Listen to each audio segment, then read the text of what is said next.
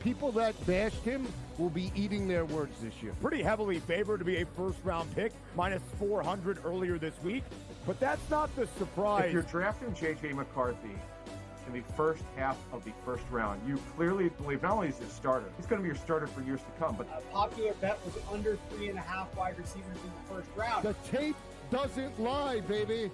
Only on SportsGrid.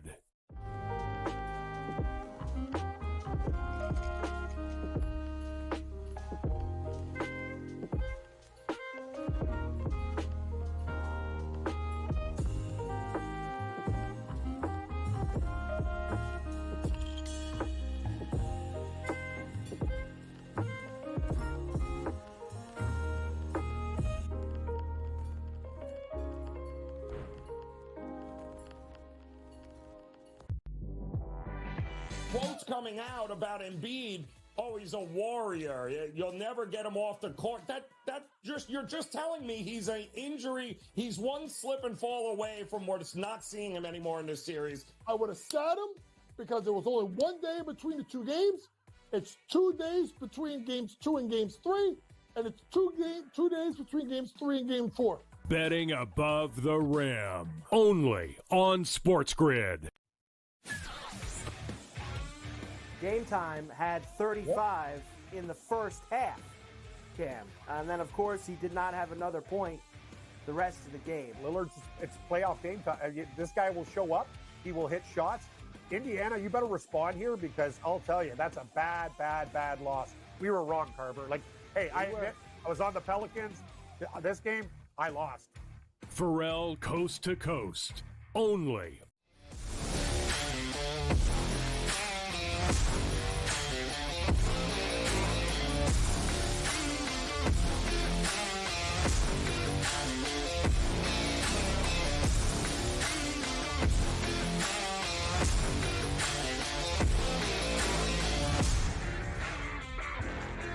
And welcome in. It's InGame Live Primetime on a wonderful Wednesday evening. Scott Wetzel, Dave Sharapan for the next 2 glorious hours, taking you right up until 10 p.m. Eastern Time. Rocking a little Minnesota, Harmon Killebrew, Royce Smalley. How about Butch Weiniger jersey there for Mr. Sharapan? How about that? Yes, sir. Nice. That's right.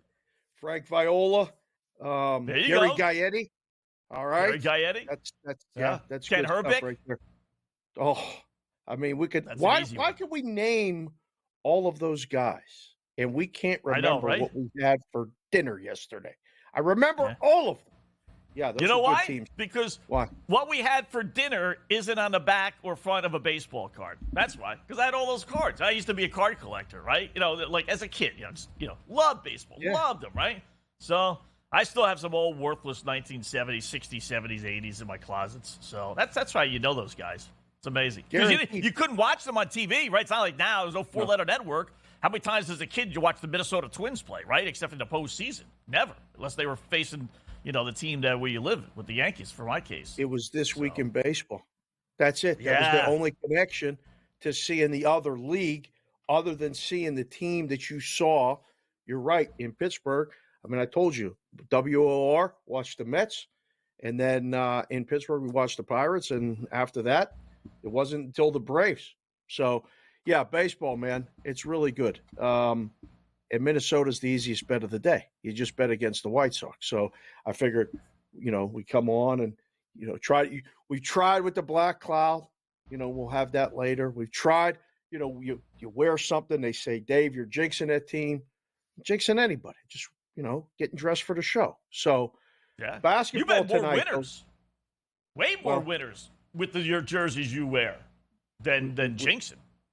You're paying attention because you do the show. And that's why I love doing the show with you, because you pay attention. Paying attention to a lot of things tonight. Are you paying attention to the Celtics and the Heat, the first end of the Boston parlay?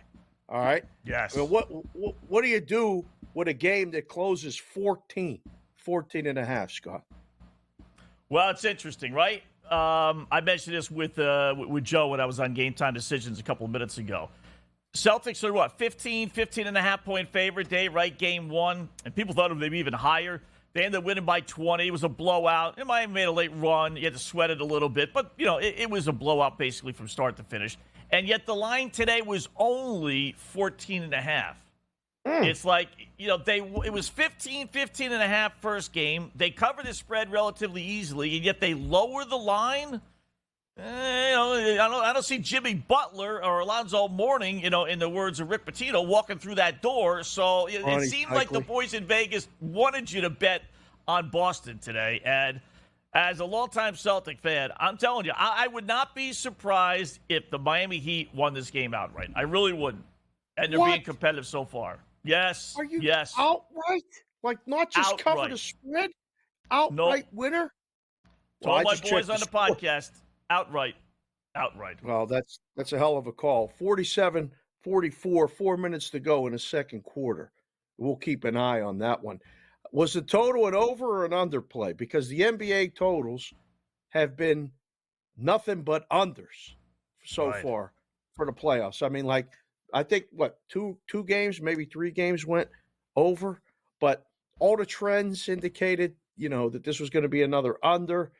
If it's a blowout, it is. I think it's a more possibility. Look at under 20-7 in the last 27 road games. Where's this game? In Boston. And then 7-0 ATS last 7 games following a loss. Yeah. You want to follow the trends? There you go. It's Heat. Yeah. But this might be a good time. What's the end game right now? So this might be a good time to bet the Celtics. It's only 8.5 here. 8.5. What number are we looking for with Boston? My 4.5 being too greedy? Teams, well, I think the 6.5 number. Because 7 is where it falls, right? The number that the NBA falls on the most, at least in the last 10 to 15 years, is 7. So that's when to stop fouling at 2 baskets. So if we can lay less than 7 with the home team, especially in a game that closed 14.5, that's probably a good bet. So you might not get it. It might not go to that number. I mean, it's hovering right there. As long as the Heat keep this lead or tied, you might get it at halftime. It might get to that number. Right. The longer the game goes, we don't need Miami necessarily to lead by more than what they are now. Just maintain this. Since there will be less and less and less time, they'll shrink the number, right? Yep. Like a 7-point lead after 1, there's going to be a number, whatever it is, and the number as a 7-point lead at halftime is going to be a little bit lower. Different. And then after 3, a little bit lower, right? So time is on our side. That's what we need to get rid of. All right. I did like I like the over just because I'm Polish. So I had the over last game, and I lost by 1 stinking point. So that's when the Polish, the stubbornness kicks in. I'm betting all the overs. I don't care. They can put it at 300. I'm betting it over. I lost the first one by 1 point. There's no way I'm going to allow this series to go over without me being on it. So that said, Dave, interesting line. I don't know if you noticed it. This morning, it was 204. Last game, it was 209, and then depending on where and when you did your shopping, 208. So they lowered it to 204. Then I actually saw one book 203.5. I put it at 204. Okay, no big deal. Then later on, about, I don't know, 2-3 hours later in the afternoon, I saw it at 206.5.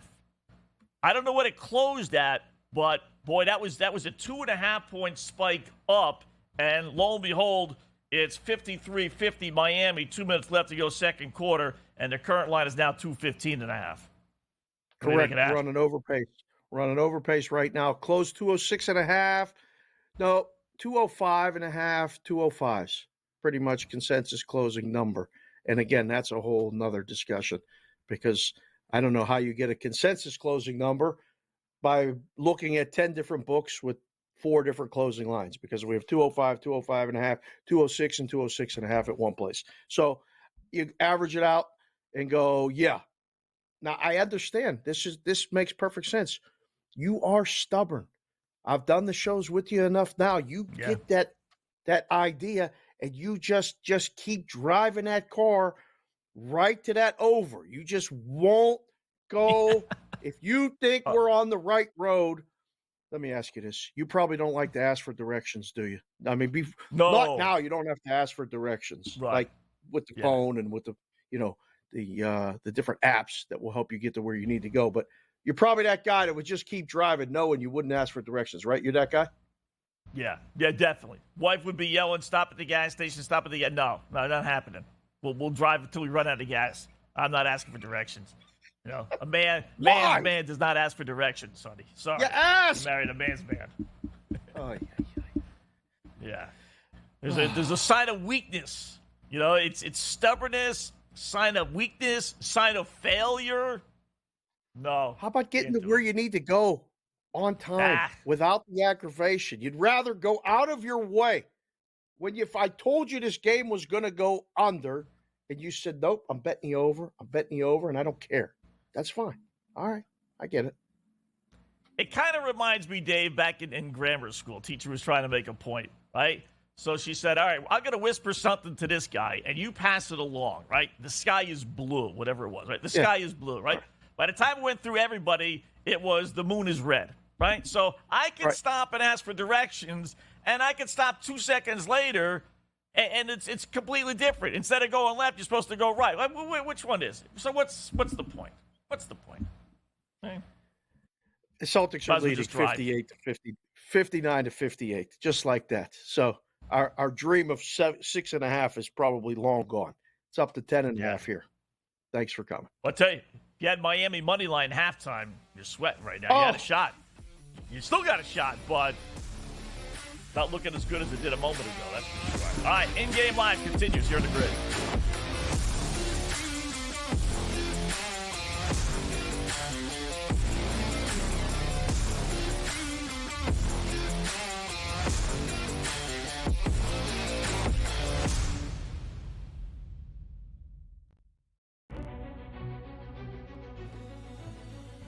People that bashed him will be eating their words this year. Pretty heavily favored to be a first-round pick, minus 400 earlier this week.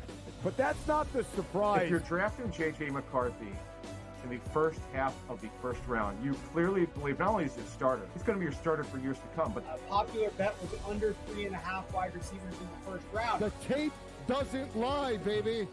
Only on SportsGrid.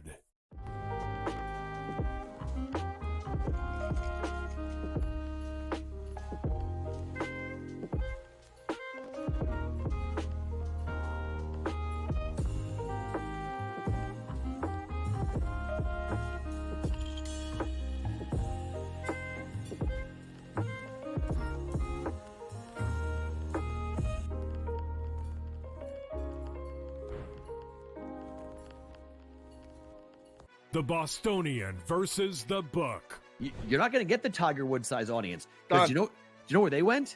They went to Caitlin Clark. That's where those people went. What? Those people are now going to the WNBA. Yeah. The fan that only watches what's hot, the fan, the casual who doesn't really like sports but likes to be involved in the in thing, they're watching cooler discussion. They're watching Caitlin Clark. The Bostonian versus the Book. I mean, they're still the best. They're still the champs. Everyone wants to crown the Celtics the champions, but that's not the way it works. They got to beat them. And, they got to get through the East, which isn't going to be fun to begin with. Everyone thinks it's so automatic. If it's just Boris is kind of losing his power, if whatever his tactics have been, move on. Pharrell Coast to Coast. Only on SportsGrid.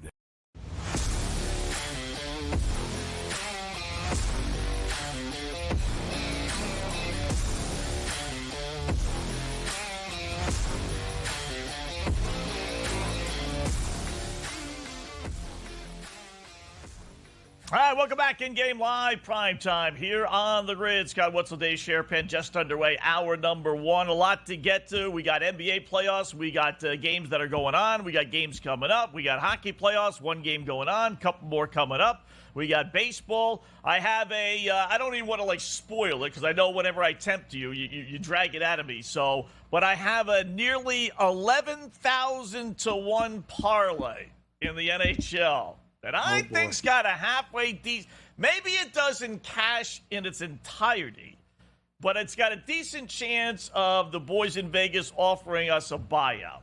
So, 11,000 to 1. I'll throw that at you. Hour number 2. Little tease. You got to be careful when you go to pick that up. I mean, they're gonna make sure that everybody gets their fair share. If you know what I'm saying. When you yes, is that legit? Is that number legit? That's what all of that pays? Okay, I guess we are going to do it now. Yeah. Look at this thing. It's a 5-team parlay, Dave. Now, again, I'm not necessarily expecting all these to cash, but we're betting series. And throw that up there again, boys, just so I don't have it in front of me here, just so I know who we have. Winnipeg. All right, Winnipeg. Now, the key is, I mean, the real goal is to have them offer us some money. So Winnipeg's only down 1, or it's 1-1. Well, they're tied 1-1. They can win that, right? Yeah, no big deal, right? So they can win that series. So that's plus odds. LA's only down 1-0. We got game 2 tonight, so right. We can certainly win that series. Islanders, I think actually out of the remaining 3, probably have the best chance. Maybe Tampa Bay, but all I really want to do is have LA win tonight. Yep. Winnipeg win game 3. Fair. Islanders win game 3. Caps win game 3. And Tampa Bay win game 3. So they all get themselves back into the series. Right. So if that's the case, what do you think the boys in Vegas would offer us? A $1 bet, $1 right now pays $10,800. Almost 11,000 to 1 if they all came in. So if I'm in the book,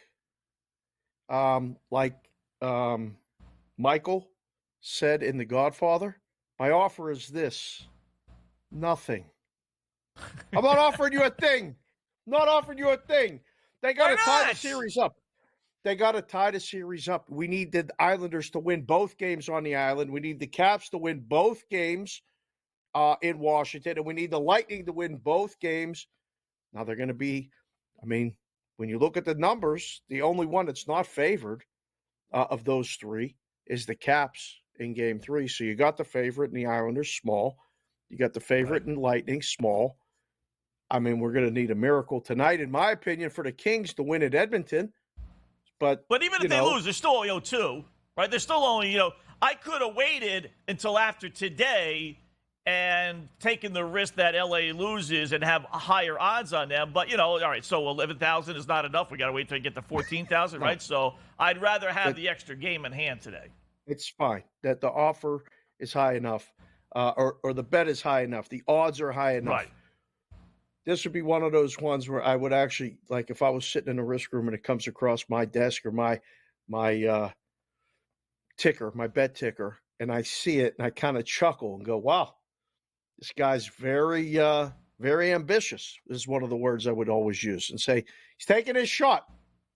Wetzel, you're taking your shot. That I admire that. I hope we just get to Sunday. All we need to do is to get to Sunday with this thing, either 2-1, 2-2, and we can talk about this next week. This would be a fun one to address, that if it's still even alive next week, you might get an offer. But I think you got a couple days before you start planning on getting the car fixed, or, sending the kids money at college, or anything that you're planning on doing with the cash, getting a new pair of shoes to go ref. You got a couple days before you're getting an offer. Relax. All right. Let me ask you this. I literally put $1 on it, right? Just I do that when I go over these goofy things. I put $1 on it just so it goes in my account and I can make reference to it, right? So, knowing what we know now and what I've explained to you, I put $1 on it. Should I put $4 more on it, make it a $5 bet to win $55,000?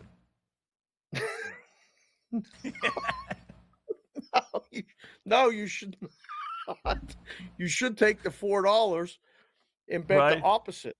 Put together the 5 teams. You want to do opposite picks. Take $4 and bet all 5 the other way, because you can sweep the board the other way and actually make some money. I think we got a shot, though, Dave.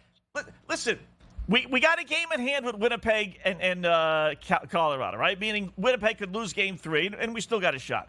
We got a game in hand with L.A. and Edmonton, meaning they could lose tonight, L.A., then down 0-2, going back home. We still got a shot. So forget about those two series. The other two, Islanders have played Carolina tough. Tampa Bay against Florida, they're never going to give up. Capitals, Rangers, that's the one that we kind of need some help with. But, they only lost 4-3. It's not like they got blown out both these games. No, they scored a late goal to get it. Yeah, they did. Okay. Listen, the story is incredible. For $1, we already got more content out of it, and we got more. I mean, we'll have action out of it for days now. I will be checking the scores. I won't see it for the next few days because of, NFL drafts going on, but I'll be watching hockey thinking about this would be one of those ones. I had a guy in the book that I worked with. He would call this the Martin Luther King parlay because Martin Luther King, I have a dream. Okay. That was what he used to call it, right? There's Wetzel, I have a dream parlay. Here it is. We got a nice graphic for it. The boys did a great job with that. Good luck, sir. Good luck. All right. I like that. I have a dream. No score, Boston, Toronto. What do you make of that one? Second Unbelievable hockey game. This is so the way this one's playing out, I don't think there's going to be more than 3 goals in this game. They are playing it really close to the vest. Like this is really Boston's playing a perfect road game. It looks like to me. They're out shooting them. We'll see. The goal horn is on the button, ready to go. We're waiting. We're waiting for one. All right, In-Game Live continues here on the Grid.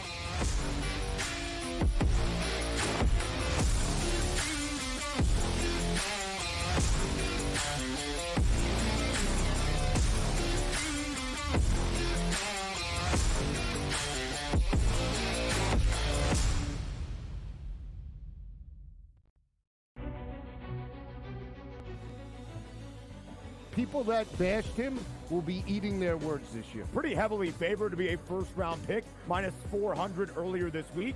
But that's not the surprise. If you're drafting J.J. McCarthy in the first half of the first round, you clearly believe not only is he a starter, he's going to be your starter for years to come. But a popular bet was under 3.5 wide receivers in the first round. The tape doesn't lie, baby. Only on SportsGrid.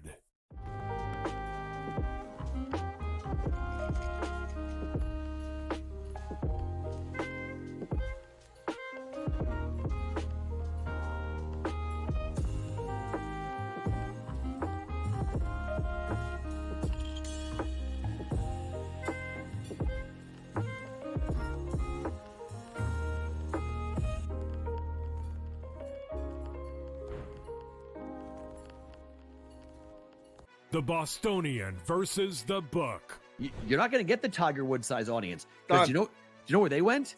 They went to Caitlin Clark. That's where those people went. What? Those people are now going to the WNBA. Yeah. The fan that only watches what's hot, the casual who doesn't really like sports but likes to be involved in the in thing, they're watching cooler discussion. They're watching Caitlin Clark. The Bostonian versus the Book.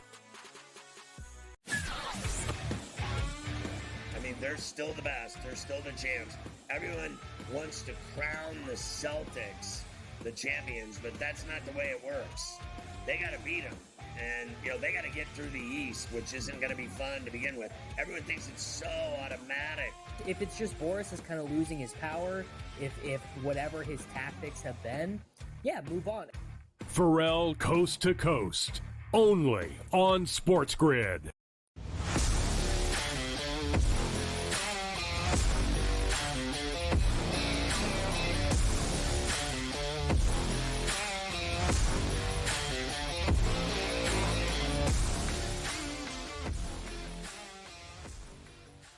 All right, welcome back. In-Game Live, Primetime here on the Grid. One day, by the way, before the NFL draft. Dave and I, I don't normally do Thursdays anyway, but you got big draft special here on the Grid tomorrow. So we could maybe touch on that. Big draft rumor. I got two rumors hitting the internet hard pertaining to quarterbacks. One from me that I started. and one from the neighbor probably, who started more than likely the other one. But we'll get into that. We got obviously the NHL, the NBA. Do want to update the baskets because that is at halftime real quickly. Yep. Celtics lead now 61-58. So they were trailing most of the way, but they did grab the lead, cover the halftime line. But if you had Miami on the money line, that did not cash, obviously. And then still no score with the Boston Bruins. You got the Red Sox, Bruins, and Celtics all in action tonight at the same time. I mean, there's not much you can do about that, I guess. But if you're a Boston fan, what's Matt doing tonight? He's watching all three at the same time. The Red Sox are leading 7-0, ninth inning. So that one's done. That's the first leg of the parlay. That's in. I mean, barring a ridiculous, miraculous comeback by the Guardians. The Bruins are on a power play, or the Leafs are on a power play right now. So the Bruins are going to be a sweat. The Celtics are just, it's only a matter not whether they win, whether they cover. But, I mean, when you look at this baseball board today, I mean, we got all these games going on. This is like a dream night for us, right? We got a couple early games. By the way, I thought of you today. Mike Trout hit his 10th home run of the season. His 13th RBI. You have 10 homers and 13 RBIs. They were down 6-0 when he hit it, made it 6-1. They end up losing 6-5 to Baltimore, who just keeps the train rolling. But, yeah, good card tonight with baseball. 1, 2, 3, 4, 5, 6, 7, 8, 9, 10, 11 games going on tonight, Wes. So I don't even know where to turn my eyes right now. I got a stat here for you. My boy Aaron, he's unbelievable. You throw him like, how far is it from here to the moon? And he just knows this stuff. He's one of those savants, right? With the computer as far as finding things out. So Trout hits a home run last night. Mm-hmm. He has now hit, Dave, 373 home runs for his career. Okay. 235. Basically, 2 out of every 3 have been solo home runs. No way. The only player in Major League Baseball history to have at least 373 home runs and a 60%, Trout's a 63, percentage of being solo shots is Alfonso Soriano, if you remember him with the Texas Rangers and came up with the Yankees. But he was basically a leadoff hitter. Correct. Trout's a number 3-4 hitter in the lineup. And he still is the all-time leader for most home runs percentage-wise with at least 373 being solo shots, which the guys know on the podcast and everyone else here probably. He is so overrated, Mike Trout. He is by far the most overrated player in the history of sports. It's just unbelievable. It's just unbelievable. The guy never comes through in the clutch. I'd like to know how many times those home runs came in games they were trailing or leading by 4 runs. I bet a majority of them. It's not always his fault. Oh, please. Why not? Why not? Well, Why is it his fault? The guys in front of him don't get on base. They can't control that. I don't know. What we can't control is this. I wore the Minnesota stuff tonight. Twins are leading. What do you got? 4-1. I got 4-1, 4-2 now, middle of the 3rd inning. The White Sox historically bad. I mean, on pace to seriously. The Detroit Tigers, I believe it was 2002, 2003, one of those 2 years. I can't remember off the top of my head. Lost 119 games. I'm asking you right now. Are the White Sox going to break that record? Could they lose 120? Are they going to go 42 and 120? 42 and 120, right? Yeah, 40. Yeah. Boy, that's a lot of losses, right? That's a lot of losses. No, I'll say they find a way to get 43 wins. Will they get 50? I mean, they can't be that bad, can they? No. I mean, 50 is still 112 losses. That's a lot of losses. A lot of losses. It's a lot. I don't know. You got to keep on betting against them, right? How many times have they lost by more than a run? I'll check in the break here. We'll have to look. You better check quick. Right, because the lines are going to be ridiculous, right? They're not going to be normal lines anymore, right? Oh no, there's going to have to be a point where they're so inflated. It's coming. Yeah. It's going to happen very soon. Oof, what a bad team! Bad team. All right, more coming up in the in-game live Primetime here on the Grill.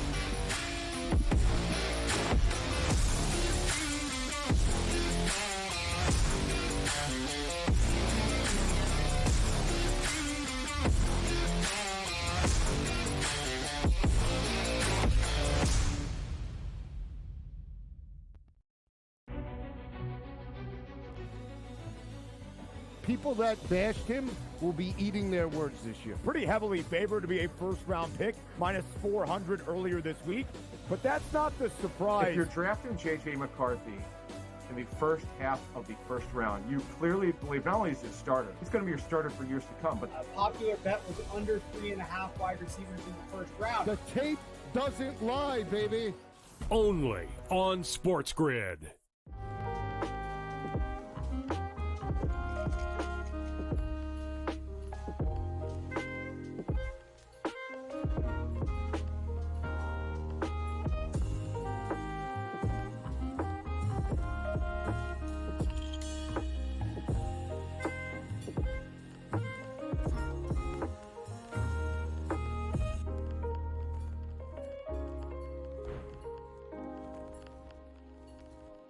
The Bostonian versus the book.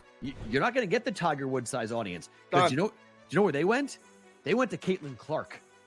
That's where those people went. What? Those people are now going to the WNBA. Yeah, the fan that only watches what's hot, the fan, the casual who doesn't really like sports but likes to be involved in the in thing. They're watching cooler discussion.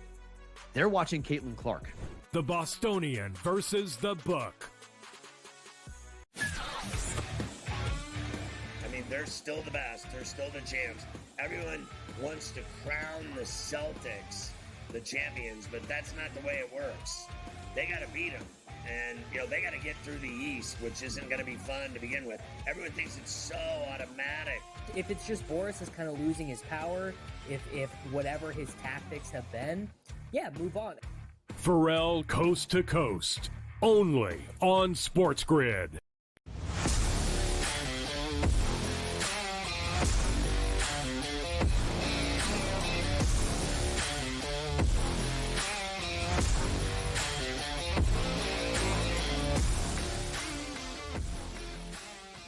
All right, welcome back. InGame Live, Primetime here on the grid. Scott Wetzel, Dave Sharapan, hour number one of our 2-hour extravaganza. A little NHL, a little baseball, a little NBA. We got black clouds and some same-game parlays.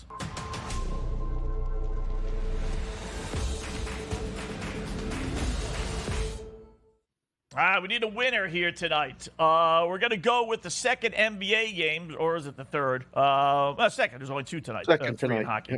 Yeah, so we're going to use New Orleans at OKC, Dave. Got to grab the Pels plus 7.5. Theoretically, you could bump it up to 8 if you want to. I always like to do that, especially if you're going to have a couple of pieces in the same game parlay. FanDuel doesn't offer that, though. But anyway, New Orleans plus the 7.5. You're going to take them. Going to grab under 211.5 New Orleans at OKC. Pelicans on a monster under run. I'll throw at you here in a second. I'm going to go over 11.5 rebounds. Jonas Valanciunas, he had 20 in game number one. Listen, I'm not asking for 20, but if he gets 20 in one game, I'm thinking he can get at least 12 in the next. We're going to go under 17.5 points, plus 164 adjusted odds. Brandon Ingram. Add it all up because he's been big-time struggling. 13-1 on FanDuel when I put it in this afternoon. That was pretty good. You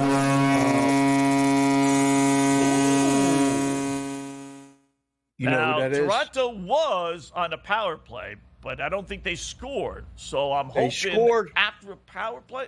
They scored. Who it's scored? a score. Yeah, it's a goal. Yes, good goal. Swayman in net. Looks like, was that Marner? Oh, wow. Toronto. Good pass. Oh, it was a pass from Marner. Okay. Yep. So Maple Leafs have taken a 1-0 lead. Wow. That's huge right now. Matthew Knies, I don't know how to say it, Knies, got the goal. So same game parlay. Let's go back to that. Stay focused. I kind of like the favorite tonight. I thought the Pelicans played their game in game one. I feel like they probably should have or could have won for sure. The game went way under. So I don't know if I'm doing the zig or the zag or the whatever it is, but I kind of like the favorite tonight. So a little worried about that one for you. I actually am leaning over. The producers have been smoking hot here on the show. All right. despite the fact that it's a team effort. Producers pick tonight. What do you think of this one? Brandon Ingram and SGA. What is that to score in the first 5 minutes? What does that say? What does that say? That says to score in the first 3 minutes parlay. We need two guys to score in the first 3 minutes of the game. Wow, they're taking their shot, boys. That's goofy. I don't know. Who even offers that? So we'll get 2 picks. Yeah. So there we go. We got 3 picks. How many picks do we got? SGA minus 135 to score in the first 3 minutes. Well, doesn't he get the ball to start? That's probably a good bet. Okay. And so those are individually, right? Individually, minus 135 on SGA, minus 140 on Ingram. Combine them together for a parlay because that's what the kids do, and you get the plus 198. So you'll know quickly. I mean, this is I joke with my daughters. Like my daughters are 20, 18, and 10. Their attention span is not long. So we only need, Scott, we'll know in 3 minutes, the first 3 minutes of the game. That's perfect. Like a scratch off. I don't like the bet. Here's why I don't. Here's why I don't like the bet, because there's something wrong with Brandon Ingram. He only had 12 points in game 1. He sat the bench in a crucial play-in game in the final 7-8 minutes. If you look at his game log, he hasn't hit his regular season total 20. He had 12 points last game, 12 points the game before that, 13 points the game before that, 14 points the game before that, 11 points the game before that. Do I need to go on? And to top it all off, he's a dookie pukey. So something's going on with Brandon Ingram. I would not do that. So, but that's just me. You gotta let the dookie pukey thing go. He's in the pros now. I know. You gotta let it go. He's gone. Yeah. He's gone. Coach K's gone. But still. I just saw a stat, by the way, for the hockey, and we'll stay here on the NBA, but I just wanted to bring it up when I see it. 31, 11, and 6, the Toronto Maple Leafs are when they score first. So we'll have to keep an eye on that. If they score another goal, boom, it's a wrap. Toronto's going to be leading the series. I think it's vital that Boston scores the next goal. So we'll keep an eye on that. Talking about dogs, and you said outright winner with the Heat.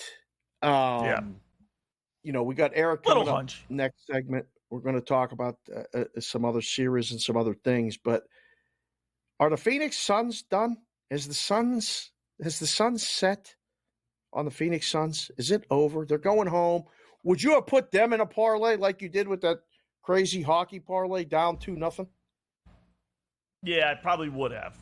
To tell you the truth, I probably would have. I don't buy into the theory, the old saying, well, a series doesn't start until a home team loses.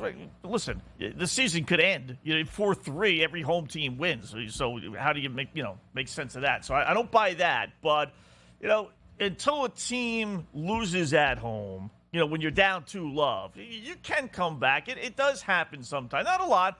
On average, about 1 out of every 5 series, a team down 2-0 will come back to win. So I don't think they're out of it. Boy, they're just you expected so much more out of them this whole season. It hasn't happened.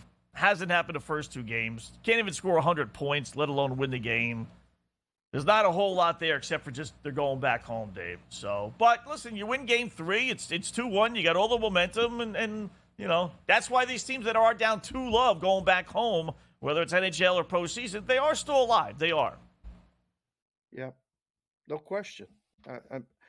I just don't know, and we'll ask about that. The other series in the West that was played last night, Dallas and the Clippers. I think that one's going a few more games. Obviously, I think that one's going 6 or 7. They're going to trade another win or 2. Both teams can win on each other's court. That's an interesting series to me. I can't believe the lack of scoring that we're getting. I mean, it has been nothing but unders. You said, legitimately, now 2-1 under last night. I have the numbers here. I think it's now 15-5 under this postseason. Over unders 15-5. Yep. And a couple of those overs are like barely over just because they're blowouts, not because it's competitive games type of over. Well, from the odds maker too bad standpoint, we didn't have this in the regular season. Right. They don't play like this in a regular season. I mean, Right. you want to talk about a disparity between the regular season product and a postseason product. At least the hockey is a little bit closer, but the intensity isn't there. The basketball, I think, is the biggest disparity between the two, right? The NBA regular season, you're watching, I don't want to dare say like a different game, but man, it's defensive basketball is real. The way that guys are playing defense as a team, individually. We talked to Eric about that entire bracket right there. There's a lot of paths that I think are going to be very interesting. Between the Knicks and the Sixers, the Pacers and the Bucks, got a lot of series to talk about. Yeah. Heat 72, Celtics 70. 6 minutes left to go, third quarter. Okay. Boston is still a favorite. It's down There's to our number. 5.5. There's our number right there. That's the number. There's the number. A Celtic New Orleans Pelicans parlay money line paid 60-1 today. I got $2 on that one.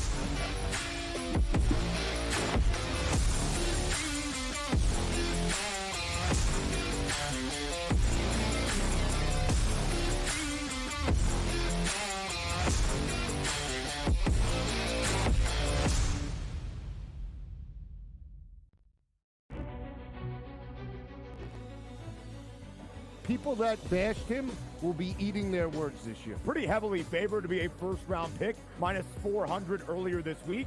But that's not the surprise. If you're drafting J.J. McCarthy in the first half of the first round, you clearly believe not only is he a starter, he's going to be your starter for years to come. But A popular bet was under 3.5 wide receivers in the first round. The tape doesn't lie, baby. Only on SportsGrid.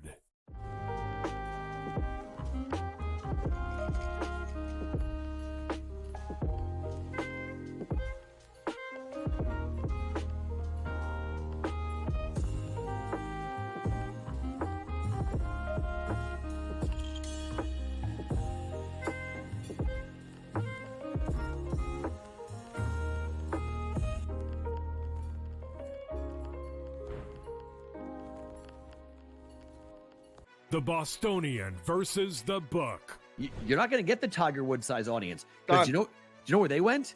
They went to Caitlin Clark. That's where those people went. What? Those people are now going to the WNBA. Yeah. The fan that only watches what's hot, the casual who doesn't really like sports but likes to be involved in the in thing, they're water watching cooler discussion. They're watching Caitlin Clark. The Bostonian versus the Book. I mean, they're still the best. They're still the champs.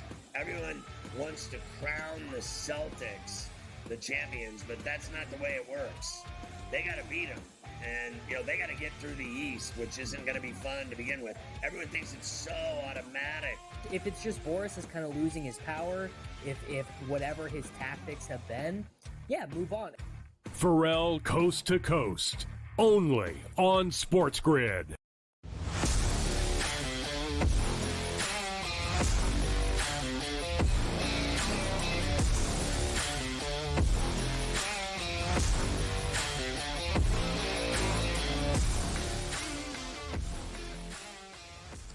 All right, welcome back InGame Live, Primetime here on the grid. Scott Wetzel, Dave Sharapan for another hour and change as we look at all the happenings in the world of sports, including the Celtics and Miami Heat. We got Bruins tying up Toronto 1-1. Oh, by the way, second period hockey, cha-ching, cha-ching. So let's keep to the NBA, though. Eric Lindquist joined us, fantasy betting analyst for Stochastic and OddsShoppers.com. We've had him on before.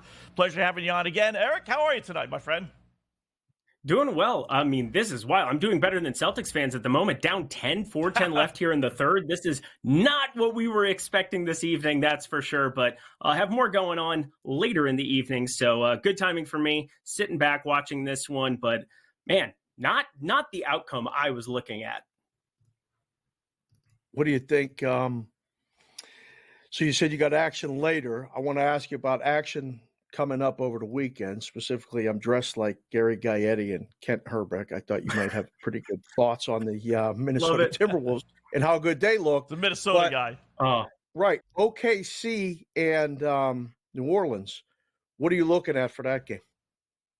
Well, I'm going to be going to the Timberwolves game on Friday, so I'm looking forward to that. Going to be in Arizona and going to be kicking out there with a couple of friends from Minnesota that are coming in. So very much looking forward to that. But yeah, Pelicans OKC, that's going to be the one tonight. What were you asking about for this weekend? Well, no, that was specifically tonight. If you had any opinion, but I wanted to we'll get to that in a second. The Minnesota and the Phoenix series. But right now, specifically, the boys have the graphic up. Thunder, 7.5 to 11.5. Thunder win a close game, game one. Scott's on a same-game parlay involving dog, under, different things like that. With just quick thoughts on this game tonight. Yeah, I think that the Pelicans are a very live dog here, plus 245. Pretty big number that you're getting here on this side of it. I took the points as it is right now. Also took a small play on the under to 11.5. We're seeing unders all over the place. As you start to ramp up minutes for some of these starters in different spots, they go from 36 to 42, 43 minutes. That's a prominent difference. Now, one of the major keys to my evening is going to be what happens with the center spot with the Pelicans. Have a lot of prop exposure to both Jonas Valanciunas and Larry Nance. Taking unders on Jonas, taking overs all over the place on Larry Nance. I think defensively, they're going to just try to pack it in, lower the variance of this game, try to shoot threes. They got 37 minutes out of Brandon Ingram right from the get-go there. This is still a very young Oklahoma City Thunder team, and we saw in game one some of those warts, some of those issues coming down the stretch, SGA playing tight. I think this is a very live dog here. CJ McCollum's been in the playoffs multiple times. Brandon Ingram's been through the ringer. Very young, inexperienced Oklahoma City team. I think on the road here in this spot, you're getting quite a bit of value here on the dog. How about Valanciunas? You said you're going to go under on him. I assume you meant points. How about his rebounds? 20 in game one, Eric. They're giving you 11.5 even odds. You can go even higher, with adjusted lines. But, I mean, I don't know. You guys got 20 in one game. He's not going to get at least 12 in the next? Yeah, this is going to be very, very uninspiring to some people who like to look at the box scores from game one and then just evaluate it here. But I always think about things from a recency bias perspective. What just happened in game one can't necessarily happen in game two, especially when you're the losing team here.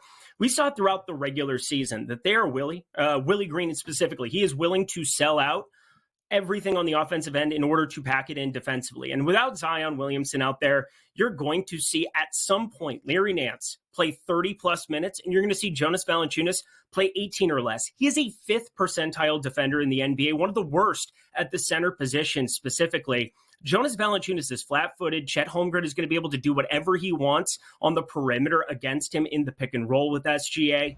And I don't think Jonas Valanciunas is going to be long for this game. So I have a play on under 26.5 PRA for Jonas Valanciunas, under 13.5 points, now 12.5 best available, rebounds 11.5, all over the place. I'm shorting him. And then taking some alternate overs in the single game parlay section where it just is extremely correlated. Take unders on Jonas Valanciunas, take overs on Larry Nance, 6.5 points, 6.5 rebounds. I am all over the place with that center position specifically.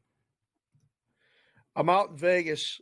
Bring your allergy stuff to Arizona because everything's in bloom. But you bring the sunscreen too because it's beautiful weather. Forget about all that though. Minnesota looked great in games 1 and 2. The series price, I mean, like, it's not priced like it's completely over, but the Suns got to win 4 out of the next 5 against the T-Wolves. And the present for the T-Wolves, if they do that, if they win that series, is the Denver Nuggets. I'm looking at futures, T-Wolves. I'm looking at series price, what it might be. Do they got a shot one to sweep. 2, if they win this series, can they beat the Denver Nuggets? Let's break this one up a little bit because, yes, I do think that they can beat the Denver Nuggets. Denver is one of those basketball teams. Obviously, they'll be favored within that series. There is no doubt about that. Minnesota falling to the doldrums there, falling a little bit by the wayside in some of these matchups, Rudy Gobert versus Nikola Jokic. But the one thing that we have on our side is a Karl Anthony Towns who's starting to get healthier. And if he's knocking down perimeter jump shots and can add to what we just saw from the middle of nowhere from Jaden McDaniels, that guy can be that dude. Anthony Edwards is already that dude. I love the complexion of our basketball team. Game 1 was the Nickeil Alexander-Walker game. Game 2 was the Jaden McDaniels game. We haven't even had one of our core 3 guys be the featured offensive center point here so far. So I'm feeling pretty inspired by what we've had going in our starting 5, our bench unit, feeling overly confident. So hopefully I get to fly home to Minneapolis and go back for a couple of games here in the very near future. But yeah, I'm very bullish on Minnesota. Eric, 30 seconds left. Celtics down 9 as they get set to close out the third quarter. You get them basically a pick 'em. I know you didn't have a thought before the game, but what about now? Is that tough to pass up? Yeah, it's tough to pass up. I think you bet it. You bet this specifically. I'm not a huge live bettor in a lot of ways, but we'll tell you, you get the Celtics in a pick 'em here with 12 minutes to play. They're going to pack it in with their main guys. You don't see a lot of fourth quarter run from here. Fire it up. Yeah, it's down to 82-74. Basically pick 'em on FanDuel. Wow. Eric, great job. Appreciate a couple minutes with you, and I'm sure we'll do it again down the line. Good luck with the bets. Thanks, Scott. Thanks, Dave. You got it. In-game live continues.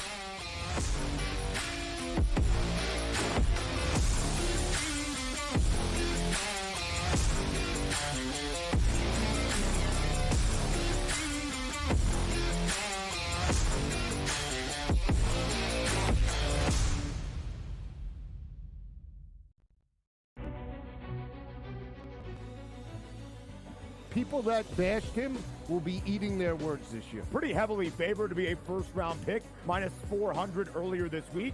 But that's not the surprise. If you're drafting J.J. McCarthy in the first half of the first round, you clearly believe not only is he a starter, he's going to be your starter for years to come. But a popular bet was under 3.5 wide receivers in the first round. The tape doesn't lie, baby.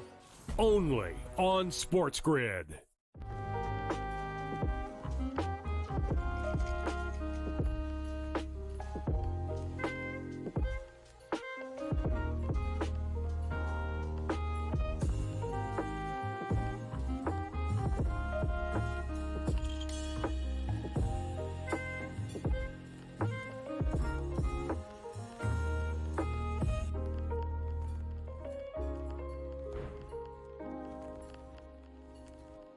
The Bostonian versus the Book. You're not going to get the Tiger Woods size audience. Because do you know where they went? They went to Caitlin Clark. That's where those people went. What? Those people are now going to the WNBA. Yeah. The fan that only watches what's hot, the fan, the casual who doesn't really like sports but likes to be involved in the in thing, they're watching cooler discussion. They're watching Caitlin Clark. The Bostonian versus the Book. I mean, they're still the best. They're still the champs. Everyone wants to crown the Celtics the champions, but that's not the way it works. They got to beat them. And, they got to get through the East, which isn't going to be fun to begin with. Everyone thinks it's so automatic. If it's just Boris is kind of losing his power, if whatever his tactics have been, yeah, move on. Pharrell Coast to Coast. Only on SportsGrid.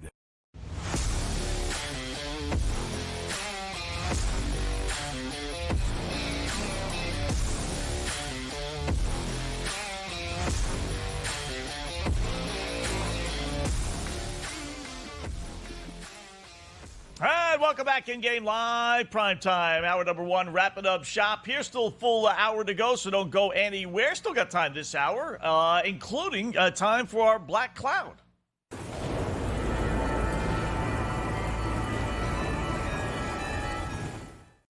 Ah, yes, this the bet that we double, maybe even triple, depending how the evening is going, your play, because it can't lose. lose, right? So we're going to go to the ice. Famous last words I know. We got Dallas and Vegas. You know what? Dallas has got to win. As simple as that. They have to win. Does it mean they will win? No. But you know what? There is a reason why they were the best team in the Western Conference. They lose game one. Okay, got caught with their pants down. Vegas a little bit better than we thought. NHL teams that lose the first two games of a series are 54 and 340, including 21 and 85 when they lose those first two games at home. Basically, they're in a whole lot of trouble, even though we have that little goofy same-game parlay. But that said, pack it all in. Give me the Dallas Stars minus 160 against Vegas as our Black Cloud play of the night. So as I'm getting ready for the show, I'm looking at the board going, all right, what are we going to do here? Because it's either hockey or baseball. Where I said, I'm in Vegas. Got a lot of people to watch the show. They enjoy the show. And I like Dallas tonight. And I'm going to wear the Old North Stars jersey and the Dallas Stars hat. But I don't want to hear it when I go out to dinner. I don't want to hear it when I go into the books in town. That, what are you doing, Dave? You can't be wearing the other team's stuff. Wetzel's Black Cloud, though. I like it tonight. We got it last night. You went with the This is like a back-to-back Black Cloud, Dallas, Texas play. You had the Dallas Mavericks yesterday, and we Black Cloud the Dallas Stars tonight. What could go wrong? Nothing. This is great. This is great news. This is good.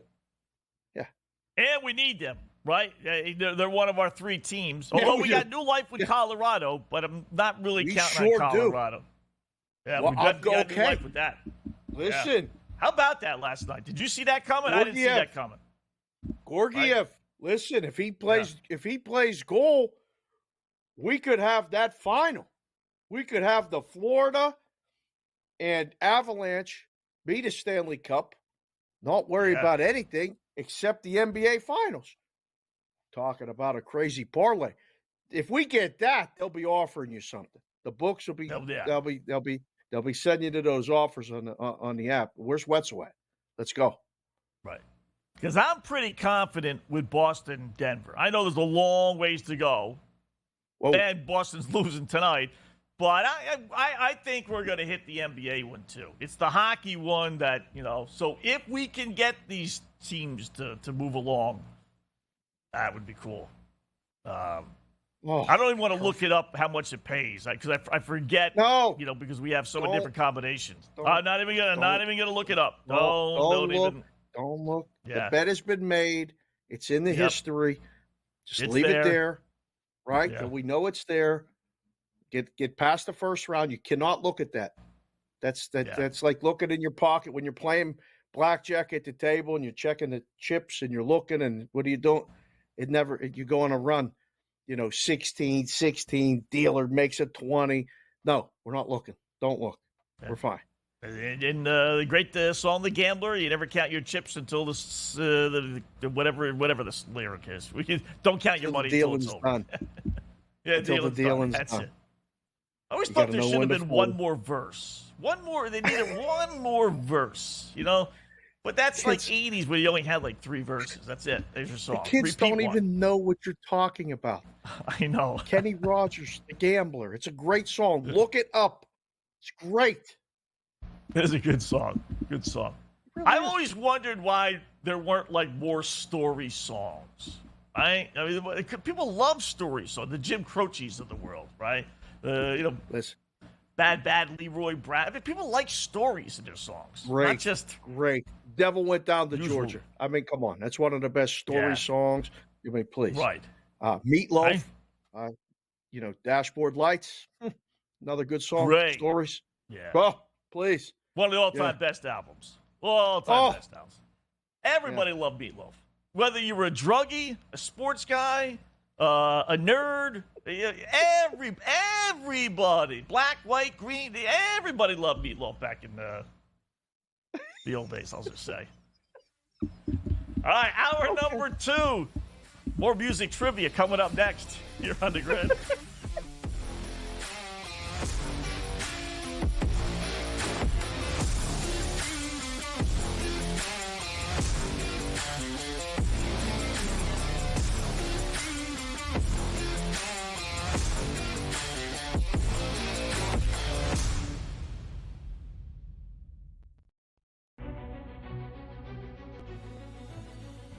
people that bashed him will be eating their words this year. Pretty heavily favored to be a first-round pick, minus 400 earlier this week. But that's not the surprise. If you're drafting J.J. McCarthy in the first half of the first round, you clearly believe not only is he a starter, he's going to be your starter for years to come. But A popular bet was under 3.5 wide receivers in the first round. The tape doesn't lie, baby. Only on SportsGrid.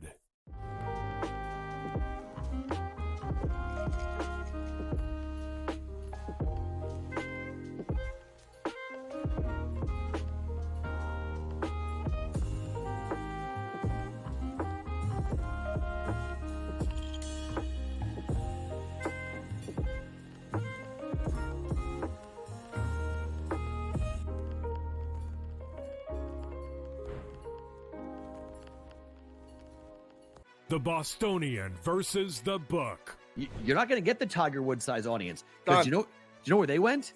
They went to Caitlin Clark. That's where those people went. What? Those people are now going to the WNBA. Yeah, the fan that only watches what's hot, the fan, the casual who doesn't really like sports but likes to be involved in the in thing. They're watching cooler discussion. They're watching Caitlin Clark. The Bostonian versus the Book. I mean, they're still the best. They're still the champs. Everyone wants to crown the Celtics the champions, but that's not the way it works. They got to beat them. And, they got to get through the East, which isn't going to be fun to begin with. Everyone thinks it's so automatic. If it's just Boris is kind of losing his power, if whatever his tactics have been, yeah, move on. Pharrell Coast to Coast. Only on SportsGrid.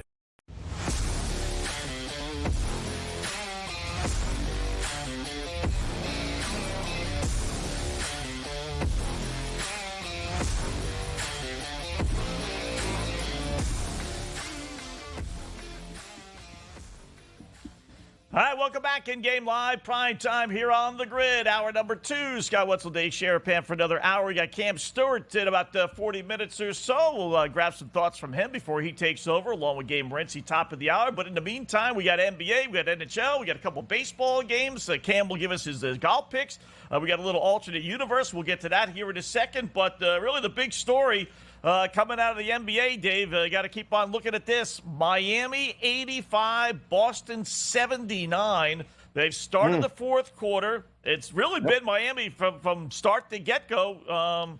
The lead hasn't been big. Boston grabbed a little bit of a lead. At halftime, they were up 3, but, Miami has gone away. And Celtics are, it's weird. They're basically pick 'em. Minus 1.5 at minus 130. But although the money line is minus 170. So I'm guessing Boston's made a little bit of a run here. Over-under is 210.5. But I don't know. Can Miami complete the deal and actually upset Boston tonight? Why not? You said it. You gave it out on your podcast. I mean, I don't know. This is going to shake up everybody's feelings about the Eastern Conference because the Eastern Conference odds before tonight basically had the Celtics a big minus and everybody else asking questions. I mean, the Pacers and the Bucks are tied 1-1. The Knicks won both games, but arguably I'm not sure they should have won game 2. They're up 2-0. And it's one of those things where you look at it and you go, okay, this could actually happen. Can this happen? Yeah, it could happen. Why not? We brought it up last night, right? I remember mentioning it to you. The Celtics were 500-1 to win their series against Miami when they were only leading 1-0. I get it. They dominated game 1, but it's like 500-1. They're actually plus 105 on FanDuel right now to win the NBA championship. Only plus 105. If they lose tonight, does that number shift at all? Eastern Conference, they're minus 210. How much does that move? And let me see if they got a series line. I don't think they'll have a series line, right? Yeah, no series line. Price is down. The series price is down while it's going on. No, they won't move the overall price. Right? No, the championship price. You might slide the Eastern Conference price down a little bit to get it closer to somebody. what you do is you maybe move the Knicks and the Bucks, and you might lower the Cavs. Those, if the Celtics lose tonight, then you gotta make some sort of adjustment. I mean, probably because you're going to take bets. That opens the door, right? It opens They'd face the door. Cleveland because they don't reseed. So Miami, theoretically, if Miami were to win, they would face Cleveland next round. So you got to lower Cleveland, right? Correct. Yeah. Yep. Yeah. Wow. Well, I mean, this is that thing. People talked about the Heat, and then when Jimmy Butler was hurt, they stopped talking about the Heat. So you're going to have to adjust the Heat price. That's first and foremost, unless you want to take some bets, right? If the Heat win, this is when their stock is the highest. This is when if you're really, bookmaking and you don't think that the Heat are going to win more than one or two more games and that the Celtics are going to win the series, you leave the price high. Go get the Heat money while you can. So it's an interesting dynamic. But it's a different discussion going back to Miami 1-1 than down 2-0, right? Yeah. And don't forget, they led 3-0 last year. I know Boston ended up taking it to 7 games, but they were on the verge of sweeping them last year. Yeah. They beat them in the strike year. I remember that. They've had their number. That's why I tell you, Dave, I didn't get a chance to do that today, but I want to know, forget Miami-Boston, I want to know the record of teams in the postseason that lose games by 20 points or more, what their record is the next game. I'm telling you, I said it last night, it is way, way higher, especially against the spread, because usually it's the road team that loses by that many, so you're getting points. I'm telling you, it's like those teams cover 4 out of 5 times. 5 out of 6. It has to be. Wow. They always bounce back. Always bounce back. I would say it's probably it might be 3 out of 5, 4 out of 5. 3 out of 4, maybe. Yeah, Right. something like. Well, it's probably closer to 60%. If it's that much, it's probably you have recency bias. You think you remember those more than you don't. So right, it's probably not as high as you think, but it's probably more than 50%. Because I know you're in it and you're watching this stuff. Should we do this alternate universe thing now? We got to get this in before the break, right? We got this alternate universe thing. We'll get next break. We'll get next break. No, let's do it. Let's do it now. Let's get this done. All right, let's do it. All right, we got New Orleans and OKC tipping off bottom of the hour. We got some time to get these bets in. Let's do alternate universe time.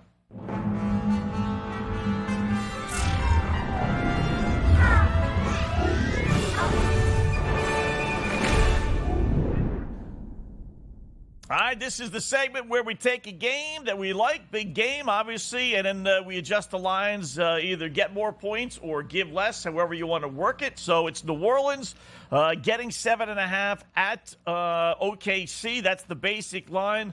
Over-under is 211. We'll start there, Dave. I like New Orleans. I do. I'm going to grab New Orleans with the money line. I'll take them plus the 240.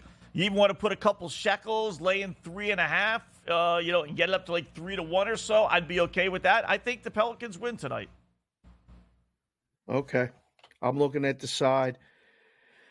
And you've heard me say this multiple times. As the games get less, the numbers get better. Meaning, as we get further along, we're at the end of the season with the playoffs, the numbers are pretty tight. Now, they don't always hold true to that. This one is perfect. I really like this number. Wouldn't have to move it. Haven't seen any line movement all day. Now, this is probably the least handled series of all the series, only because of the time and maybe because of the markets. But I'm not moving this much. I'm moving this. OKC 9.5 is still plus money. So I think OKC gets a double-digit win. I may venture into that 11.5 area, but I would hate to lose that by OKC winning by 11. The total, on the other hand, we've heard under. You got 15-5 for the record for the under so far in the playoffs. Tonight goes over. 219.5 is what I got circled, plus 186. I think we can get close to 220. This is OKC's night to run it out. They got to keep the Pelicans, have to keep up with them. Could be totally wrong. Don't feel super strong about either one of those. But if we're in the alternate universe, that's what I'm doing. All right. I'm going to stay away from it, but if I were, I'd go under. You know, I'm not going to fight it. It's been low scoring for New Orleans, low scoring with the Lakers. Sacramento game went under. You know, when it was that crazy, you know, the only every other game they played this year went way over, and this one went under. So the first game went way under. I would go under. But I'm going to, New Orleans is to me the main play. I also like, you know, some of these alternate points. Valanciunas. I'll start with him. I'm going to go with his rebounds. The dude had 20, and it's not like he doesn't average, you know, double digits. He does. So the highest number they give me is 13. We'll give it is 13.5 at plus 235. I'll go alternate universe over 13.5 rebounds plus 235 on Valanciunas for New Orleans. That's good. You're on your own. I'm not going to even venture in the alternate universe. I'm just waiting for Vinny to push the button because we got something happen while we were in the alternate. There it is. The Bruins have taken the lead 2-1, beginning of the third period. I don't know what kind of condition Cam's going to be in when he comes on the show. I feel bad for the Maple Leafs. They had this one. They got to score the next goal. Still plenty of time. Still almost the entire third period.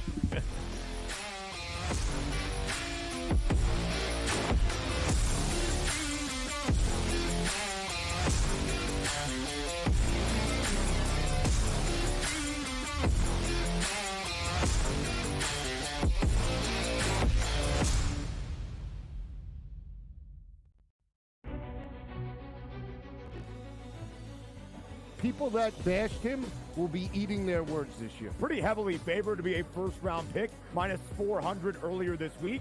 But that's not the surprise. If you're drafting J.J. McCarthy in the first half of the first round, you clearly believe not only is he a starter, he's going to be your starter for years to come. But a popular bet was under 3.5 wide receivers in the first round. The tape doesn't lie, baby.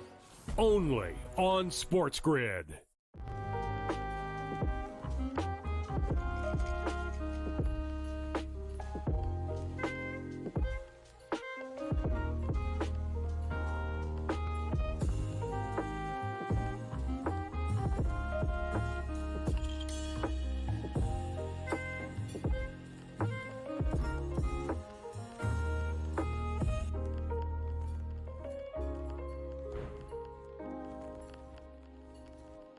The Bostonian versus the Book. You're not going to get the Tiger Woods size audience. Because do you know where they went? They went to Caitlin Clark. That's where those people went. What? Those people are now going to the WNBA. Yeah. The fan that only watches what's hot, the fan, the casual who doesn't really like sports but likes to be involved in the in thing, they're watching cooler discussion. They're watching Caitlin Clark. The Bostonian versus the Book. I mean, they're still the best. They're still the champs. Everyone wants to crown the Celtics the champions, but that's not the way it works. They got to beat them. And, you know, they got to get through the East, which isn't going to be fun to begin with. Everyone thinks it's so automatic. If it's just Boris is kind of losing his power, if whatever his tactics have been, yeah, move on. Pharrell Coast to Coast. Only on SportsGrid.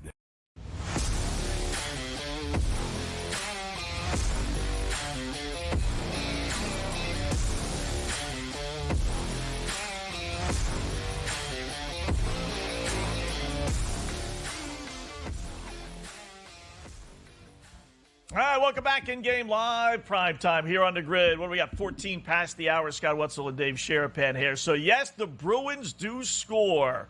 2-1. Boston trying to take a 2-1 series lead. That's the good news, Dave. But, yeah, there are 15 minutes still left. So, but Boston's out laying minus 270.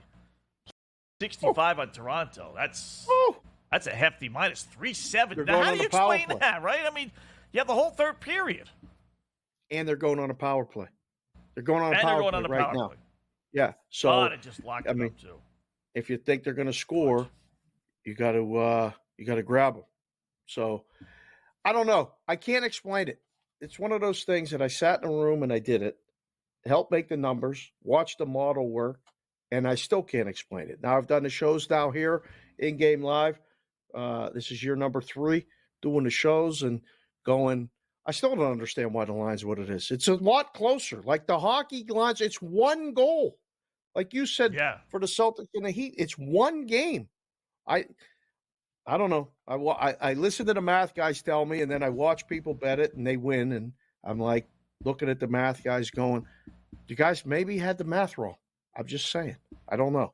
So maybe whoever's This is a watching weird series, right? I mean, Boston was only like minus 130 favorites in games 1 and 2. Toronto wins. The series is basically pick 'em, even though other series in which the road team wins one game, it flips way in their favor. Right. And then tonight's game was pick 'em, literally pick 'em, even though Toronto was able to win. Like they don't seem to have an idea who's going to win this series, or they're just putting no emphasis on home ice in this series. I think that's one issue. I saw Gabe talking about it on Twitter, and I talked to Cam about this. He mentioned it even to us last night about people in the building aren't the hockey fans. It's a very corporate crowd, he called it, and it's not the same. Right. So maybe it doesn't have the same buzz. And 2, you do the numbers, you look at the historical stuff. I think there's odds makers and people going, I'm not going to believe that Toronto's going to beat Boston until I actually see Toronto beat Boston. So you're afraid to move the number too much the other way, despite the fact that they were coming home for game 3 tied instead of being down 0-2. So I don't know. This is going to be a white knuckle ride for the rest of the way, and obviously until another goal is scored. But man, the puck, the Maple Leafs almost just scored. I mean, it's gonna be close down here. If they kill this penalty, you know how these things turn on momentum for the penalty killing team, right? So wow, Boston has eliminated Toronto in what? 6 straight series? Yeah. Oh, Going back several years. Of course. Yeah. Well, I mean, you're right. They own them. So maybe the boys in Vegas are finally saying, all right, go ahead, win 1 game, but let's see you win 4. So next game up is Vegas and Dallas. And we talked a little bit about it, obviously, before with our Black Cloud, but weird game 1, Dave. We got good news and bad news, and really the good news is really on Dallas's side, even though they lost. All right, so Vegas wins game 1. They take a 1-0 series lead. And the good news for Vegas, they've won 5 in a row versus Dallas, 8 of 10, albeit 5 of those coming in overtime. But they've kind of owned this series, right? Which is why you alluded to the fact that you thought maybe they chose Dallas, right? But Dallas winning game 1, or Vegas winning game 1, they scored 4 goals, right? What do you think they had? 35, 40, 30 shots, right? They had 15 only. 15! I know. Now, they scored 4 times, but it's not like Vegas played great and Dallas played lousy. And the other good news for Dallas fans is, don't forget last year, they lost game 1 against Minnesota, came back and won. They lost game 1 against Seattle next series and came back and won that series. So being down 1-0 is not that foreign for the Stars. I remember the Seattle one especially because I bet on Dallas down 1-0 because I had Seattle exactus, and I said I better make sure that if they come back, because I felt pretty confident that those Seattle exactas were going to get there, and I remember going, no, after game 2, going, I'm glad I bet Dallas. They're not out of it, okay? Everybody here is very excited. Vegas, as I told you last night, get that buzz in town. It's starting again. We're going to start, seeing the flags on people's, doors and the license plates and the banners all around the city. This has been so much fun to actually have a team here and watch everybody get caught up in it when they haven't watched a single hockey game all season. There's a lot of people at the grocery stores with night stuff. They're hanging banners in front of the house. they wouldn't know offsides from icing from offsides in football. I mean, it's phenomenal. But Dallas is super live tonight, obviously by the line. The odds makers are saying they're going to win the game tonight. Now, does that mean they will? No. You got the black cloud on it. I like it. I told you I was coming in my Mike Madonna old school Minnesota North Stars jersey and Dallas Stars hat, ready to go. This is all about the Stars tonight. Yeah, with the little N, the N with the arrow going through it there. That was a good jersey. Right? That was a good jersey. Yeah. Minnesota's got good. Even the Vikings with that little goofy little thing on their helmet's a little weird. But the Twins, pretty cool jersey. I like the Teacups, T-Wolves jersey. I like that logo. It's excellent. Yeah. Minnesota North Stars. I'm out hunting down the T-Wolves stuff because I still think they're going to win. I mean, we had Eric on in the first hour, and I am not sold on the Suns coming back. What I saw the first two games told me all I need to know. They're not winning a game. Now, it may take 7, but they're not winning a game on the road. They're not. They have to. I don't see it happen. That'll be the next big step for them, winning a big-time game on the road. All right, we got L.A. and Edmonton. I want to touch on that when we come back. In-game live, Primetime on the Grid.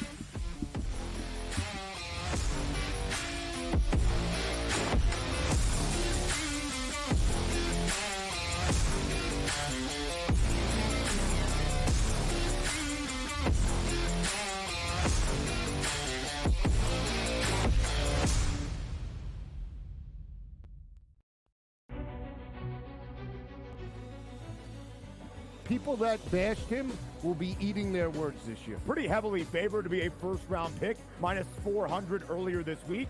But that's not the surprise. If you're drafting J.J. McCarthy in the first half of the first round, you clearly believe not only is he a starter, he's going to be your starter for years to come. But a popular bet was under 3.5 wide receivers in the first round. The tape doesn't lie, baby. Only on SportsGrid.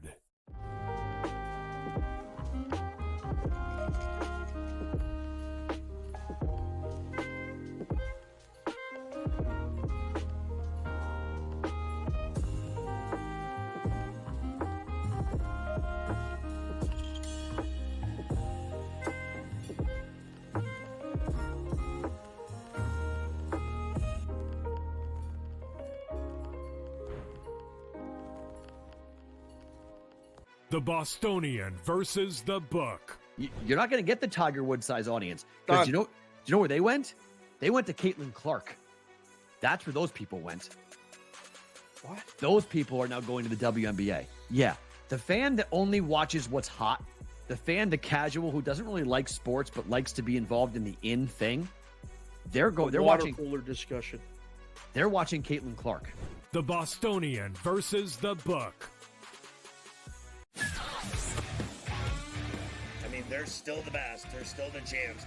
Everyone wants to crown the Celtics the champions, but that's not the way it works. They got to beat them. And, they got to get through the East, which isn't going to be fun to begin with. Everyone thinks it's so automatic. If it's just Boris is kind of losing his power, if whatever his tactics have been, move on. Pharrell Coast to Coast. Only on SportsGrid.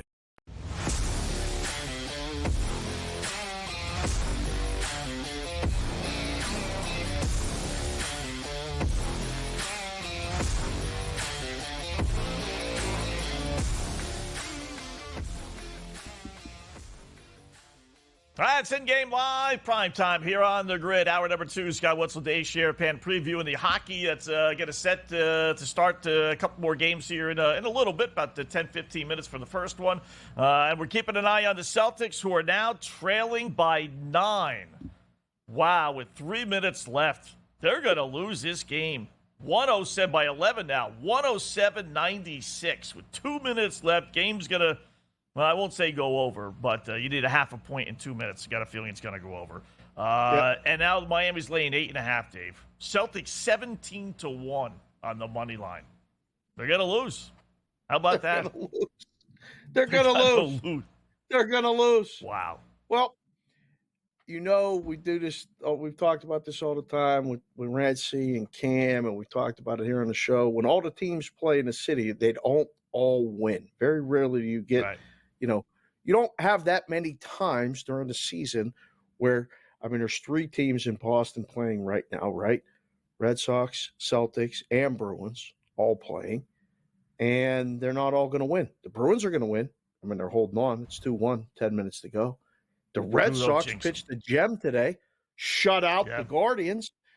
The easiest one of the day, the 14.5-point favorite, is going to be the one to lose. That's incredible. Yeah. I knew it. It was a combination of. Yeah, it was a combination of seeing a Celtic team and just knowing their MO and letting their guard down and being overconfident. And, again, knowing that teams that lose by 20 points, like Miami did game 1, they just always seem to rebound. I think the team that wins by 20 lets their guard down. They get overconfident, and the other team gets embarrassed. Team's got a little, proof to do, and is this the wake-up call? Is this the wake-up call? Is it going to – the Celtics are going to win game 3 hope so, now, right? But oh, my. Yeah. What do the game 3 line will be? Celtics 6.5? 7.5 still? That's not a bad number. Yeah, it might even be a little bit lower now with this result, right? Right. Like the road team. So Denver was 7.5, 7 against the Lakers. They're 2.5 on the road. 7.5 is a good number. 7.5 is not bad. Yeah. I'll take a look. I'll send out to a couple odds makers I know. We'll get a number. Okay. The difference with this one, with any other law, like this stuff happens, right? You let your guard down, okay, then you come back and you crush them game 3. You show the world that you're the better team. The difference with this, though, series is it's Boston and Miami. And Miami's had this hex. And every single article tomorrow in Boston is going to be about here we go again. It's like the old here we go again thing. Yep. The Miami Heat, we can't get rid of the Heat, this, that, they got our number, blah, blah, blah, blah, blah. So and this team has shown no backbone whatsoever in the last several years. That all of a sudden they're going to okay, time to take this team seriously, yeah. I told you, I said it, one last one on this. I said it when they won by 20. I tweeted out and told everyone during the shows, that's the worst thing that could have happened to the Celtic team. I would have preferred a buzzer beater win by 1. This way, they'll really stay focused. You win by 20, and it just... So, what are you going to do? Well, here we go again with the hockey. We got coming up Edmonton and L.A. All right? Yep. And we'll get to more of this after the break. But is this here we go again tonight? Edmonton just rolls. McDavid lights them up. Points over. Goal, maybe. Yes. Puck line, Oilers. Is it that easy? I think it will be. I think it will. Edmonton minus 185 or so. They're 8-1, Dave, last 9 against LA, including 4-1, counting the playoff game this year. They've scored 4 goals or more in 7 of those 9 games as well. It's like, they're having an easy time with it. It's not like a bunch of games in overtime. They're winning these games decisively. So I thought LA would give them a run for their money, but this is one where I think the easy win game 1 will be an easy win game 2. Yeah, I like favorite. It's a bad matchup for the Kings. They're going to have to. They're going to have to get an unbelievable goaltending performance. I don't know how Edmonton doesn't get at minimum 3 or 4 goals. So are the Kings going to win 6-5? Not likely. They're going to have to win this thing 3-1 or 3-2. Yeah, it's the only way. Only way. All right, InGame Live continues.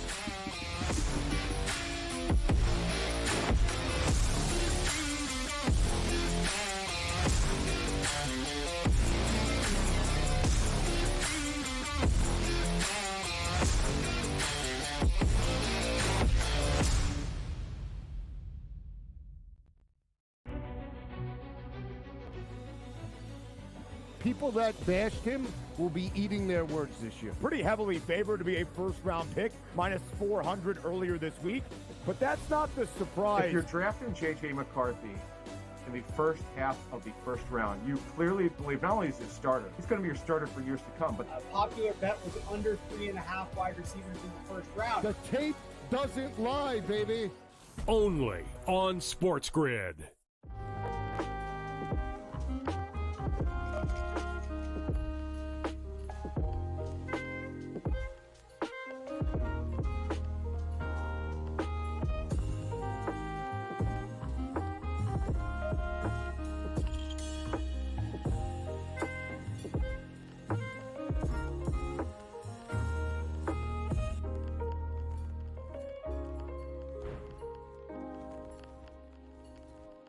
The Bostonian versus the Book. You're not going to get the Tiger Woods size audience. Because do you know where they went? They went to Caitlin Clark. That's where those people went. What? Those people are now going to the WNBA. Yeah. The fan that only watches what's hot, the fan, the casual who doesn't really like sports but likes to be involved in the in thing, they're water watching cooler discussion. They're watching Caitlin Clark. The Bostonian versus the Book. I mean, they're still the best. They're still the champs. Everyone wants to crown the Celtics the champions, but that's not the way it works. They got to beat them. And, they got to get through the East, which isn't going to be fun to begin with. Everyone thinks it's so automatic. If it's just Boris is kind of losing his power, if whatever his tactics have been, yeah, move on. Pharrell Coast to Coast. Only on SportsGrid.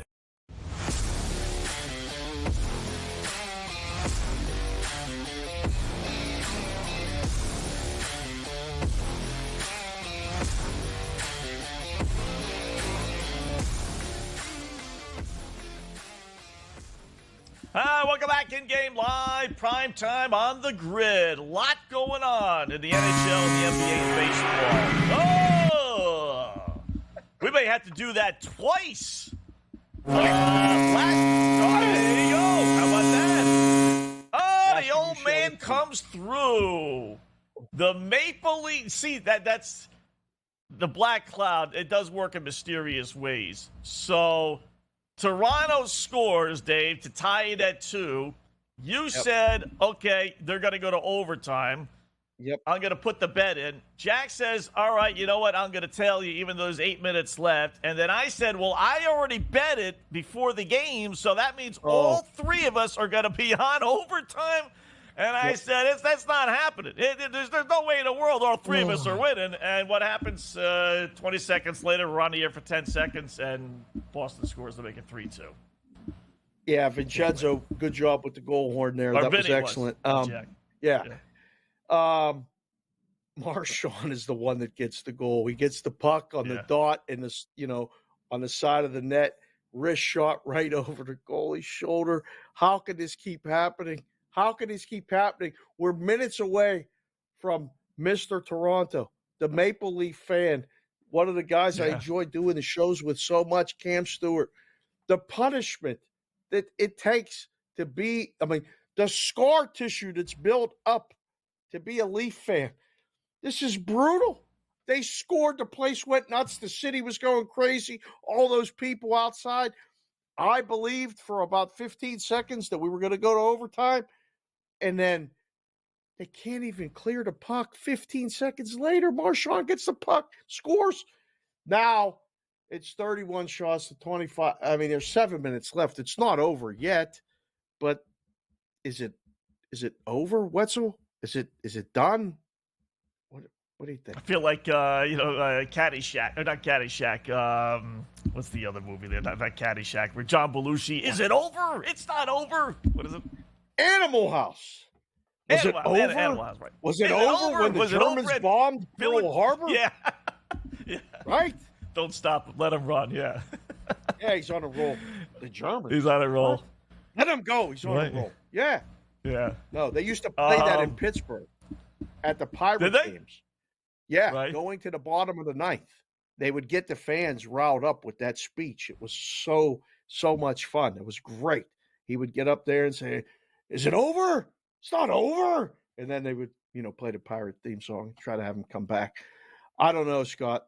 I feel bad for Toronto right now. But it's not over, but man, oh man, it's going to take something. There's going to be no more power plays. 6 minutes left. There's time. So, as a It's Bruins final. fan, I know It's final. there's plenty of time. In Boston. It's final. Is it final? What do we got? 111, 101. Wow. The Heat win outright as 14.5-point dogs win by 10. Get to work, boys. Get to work. I'll tell you what the line is right now. There it is. The line just popped in. Guess what the line is? What do we got? Yeah. You know who you're working What's the with, line? right? I mean, we've talked enough. What do you think the line is? 7? 7.5? 7.5 is the first number. It's like There we've you go. done this before. 205.5 though. 205.5. That's extremely low. That's extremely low to me. All right, this would be more in the neighborhood of 209.5, 210. What I was thinking in my head, but the number's right on. The number is right on. Now, where are people going to bet this initially? So the number comes Boston. out. You think so? Yeah. Yeah, I think Boston. I think it'll be, let's see them do it again. Even though I know they can. If it was 40 points in the second half, Boston scored only 40 points. What are they going to move the only series 12 turnovers. price to? What do you move the Yeah, that's series what I'm price to? The boys had it up yesterday. It said 50K, minus 50K, meaning there were 3 zeros behind the 50, which means it was 500 to 1. Right. 500 to 1 to win the series. I don't even know what 200 now? Half? 100? Cut it in half. It's Right, gotta I be guess. at least, right? Yeah. Well, see, you know, right? They post that number there knowing they're not going to get any bets. So are they still under the mindset of, I don't want any more Boston money? I don't care if they're down 1-3, you know what, or 3-1. I don't want any more Boston money. So that they may keep it high just because there's no downside to that, right? I mean, it's not like I'm going to get 500 to 1 on Miami. You're going to get 100 to 1. Not even. What are we saying? You're going to get probably 40 to 1 on Miami, right? No, well, I don't know what the splits would be at 500 to 1. I don't know what you even put the other side, but that's the risk, is if you leave it too high and somebody comes in and takes the heat, and then all of a sudden you're flipped on a series price that it's actually tied 1-1, and then Tatum gets hurt and it's over. Right. So I don't know. I would caution on saying that there's no downside. You got to move that number. We got to, if it was our book and me and you were sitting there and somebody wants to come in and give us a limit play on the Heat, I mean, if we're taking bets, we're taking bets, but all of a sudden now we're flipped on a series where we thought we had, we were counting the money 3 days ago. We're going, this is great. We got all this Celtics money and we don't have to pay anybody much. And now we're running the other way. So I don't know. Interesting times, man. Interesting times. That's a big deal. That's a really big deal. They don't have it yet up. Oh, wait a minute. They do. My bad. Boston Celtics, 25 to 1. They dropped that from 500 to 1 to 25 to 1, and Heat coming back is 12 to 1. Boy, they dropped that. That's actually a fair price, right? That's the fair what it price. should be, right? 500 to 1 was just for fun. That didn't even that wasn't real. That's actually the fair price. So I don't know what you move it to. If Miami loses, then it goes back to like 100 to 1. So I don't know. There's no playbook for moving. Like I said the other night, there's no playbook for moving that number. So. But here's one for you, Dave. They're giving you still Miami plus 2.5 games at even money. Well, minus 110. So they're basically saying the series is going to end in 5. So you can grab Wow. right now Miami in a 1-1 series plus 2.5 at minus 110. Are they going to lose the next 3? I don't think they are. Just got to win one more game. One Wow. more game. Wow. Got 3 bullets. 2 games at home. That's a pretty good bet, right? It's actually not a bad bet. Yeah. That's not a bad bet. Wow. That's interesting. Well, good. Yeah. I don't know. What are we going to say to Cam? I mean, you're going to have to figure out something to say to Cam. I don't know. It's 3-2, 4 minutes to go. The We'll Bruins are pretend winning. the game's not even on. We'll just say, hey, Yeah, maybe we'll great talk golf this baseball. weekend, Cam. You know, don't even, man. Yeah, great We'll talk golf baseball. picks. You know, Right. We're gonna great talk golf about picks the this golf. weekend. Yeah. Yeah. What do you got? Yeah. You know, Nella Cordy, you know, or Corda, whatever her name is, you know, get him Scheffler's golf not on her. playing, so that's good, right? We'll talk about that. Scheffler not playing. Yankees are up 7-3, top of the ninth. The Marlins actually tied the Braves 3-3, bottom of the ninth. Here come the Braves coming up to hit and win it. Royals are, the Royals are even beating the Blue Jays 3-2. I mean, it's not a good night This for Kansas Toronto at City all. team. I know. Pretty Really, good. right? Pretty good. Lucky the Raptors aren't playing. This is one of those disasters. Just like, are the Argonauts playing in the CFL? Stop. Poor Cam. Stop. Not tonight. We'll talk with CFL football preview with Cam Stewart next.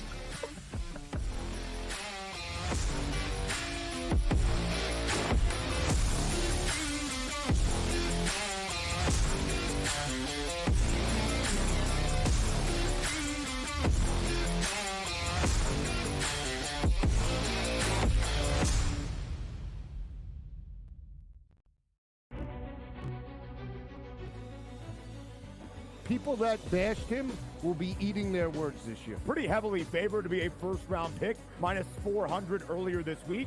But that's not the surprise. If you're drafting J.J. McCarthy in the first half of the first round, you clearly believe not only is he a starter, he's going to be your starter for years to come. But A popular bet was under 3.5 wide receivers in the first round. The tape doesn't lie, baby. Only on SportsGrid.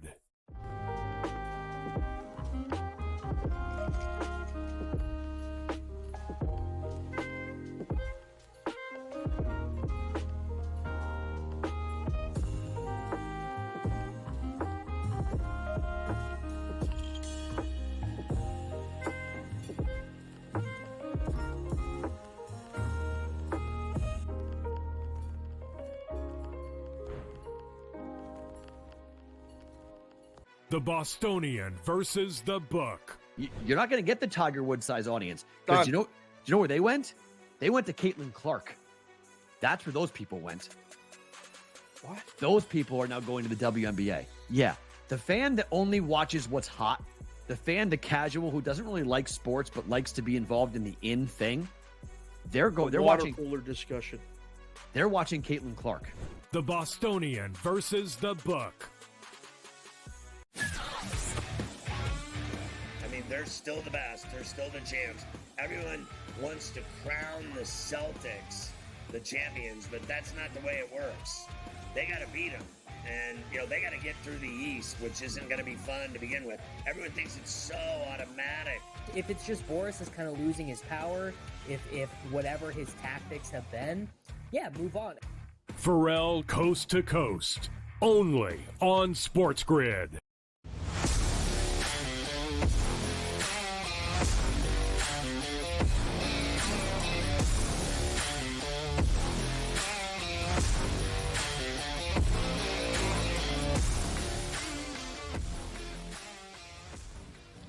All right, welcome back InGame Live, Primetime here on the grid. Final minute and change. The goalie is pulled. No, there's no hockey tonight. That's right. Never mind. I forgot about that. Yeah, they took the night off. We're going to preview CFL and a little bit of golf. Great golf tournament coming up here as we're joined now by our golfing expert, Cam Stewart. What's going on, Cam? No Scotty Scheffler this weekend, right? Nothing else really going on in the world of sports. Let's get your golf picks in there, right? Thank God. Thank God. Honest to God, if Scotty Scheffler was in this tournament, I don't care who he's playing with. Me, Dave, you, we'll win. I'm just watching the end of this Leafs Boston game here. I don't know if I'm ahead or behind you guys, but this is a disaster. Oh man, it we looks wanted so to try good. and avoid that for you, Cam. We We were weren't going to bring it up, right, Dave? We were going to just pretend like it wasn't being played, Cam. No, I don't even guys. know. Could you describe your emotions as a Leafs fan on the way this game went down? Because when they tied it, did you have a glimmer of hope? The thing is, when they scored the first goal, I'm like, this is great. And when Boston scored, I was like, I thought it was going to be a dead play, but they scored, and that's the thing. You got to play to the whistle, right? But this is the thing about the Leafs. It's just one of those things. Like, they play good hockey. It's not like they're Dave, like they don't try or anything like that. It's just, oh God, I think they got a penalty too. It's done. Yeah, we're done. Yeah, it had to be Marchand. It had to be Marchand to get the goal. Like I was saying to Wetzel at the break, like could it have been like Charlie McAvoy or somebody like Pasternak? Like you can't like it had to be Marchand. You guys keep finding ways to have this happen. I feel terrible. You know what it is, Dave, too? Like it's just I don't know what to say really. It's just one of those things. It's like I think they're good, but they just I don't know. How do I explain this? They just can't like it's almost like Kryptonite and Superman, and Boston is like you know what I mean. The Leafs could be Superman, and Boston's the Kryptonite. Like they can't beat these guys. I don't understand why. Like they play good. I got to give the goalie Swayman credit too. Like at the end of this game, that guy, great. He's so good, Dave. Like it's just one of those things too. And Samsonov didn't play bad, but it just it is what it is. Dave, I got to get your digits, and I got to send you some money because I think it's not. It's not. It's two games left. to one. Yeah, you're right. You're right. Still have a minute left. You know, we're down. But it was a weak penalty. That was a weak penalty, I will say. It was a weak penalty, but now so we're down a goal and we have a man in the box. So unless God wants to come from the sky and help us out here, but it ain't happening. It's not happening. And my dad, Boston team lost him. The Red Sox pitched great today and they beat the Guardians. Somehow the Bruins hold on here.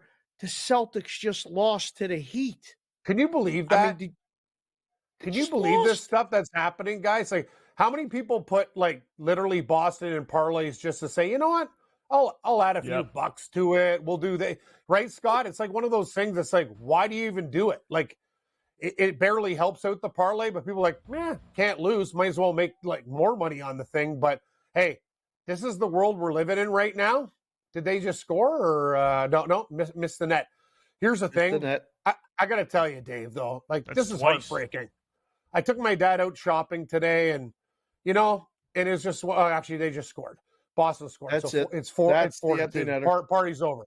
Yeah. And he even came up to me. He's like, you know what? Do you really think we can do it this time? Like, and I'm like, I really feel good. Like I feel good about it, and it's the same thing, Dave. Like it's heartbreaking. Actually, it's one of those things. It's like I don't care.